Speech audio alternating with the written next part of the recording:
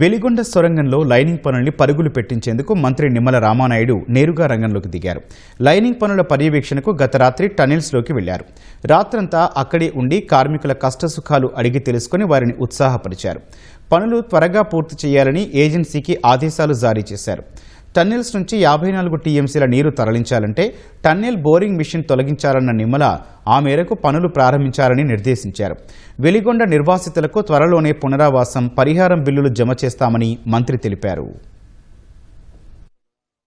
2026 season కల్లా పూర్తి చేసి ఆ యొక్క కృష్ణా జలాలు నల్లమల సాగర్ కి అందించి ఉమ్మడి ప్రకాశం జిల్లాను సస్యశ్యామలం చేయాలనేటువంటి లక్ష్యం ఏదైతే చంద్రబాబు నాయుడు గారు తీసుకున్నారో దానికి అనుగుణంగా ప్రతి వారం కూడా సెక్రటరియట్ లో ముఖ్యమంత్రి గారే స్వయంగా సమీక్షలు చేస్తూ చంద్రబాబు నాయుడు గారు ఇచ్చిన ఆదేశాల్లో భాగంగానే వెలుగొండ ప్రాజెక్టుకు సంబంధించినటువంటి సమీక్షను కూడా నిర్వహించుకోవడం జరిగింది. అధికారులతోటి హెడ్ రెగ్యులేటర్స్, వింగ్స్ ఏవైతే ఉన్నాయో ఆ పనులన్నీ కూడా ఇంకొక 15 రోజుల్లో పూర్తి చేసేటువంటి విధంగా ఆ ప్రణాళికను, ఆ యొక్క షెడ్యూల్ ని ఆ ఏజెన్సీల ద్వారా, అధికారుల ద్వారా కూడా వాళ్ళకి మ్యాప్ చేయడం జరిగింది.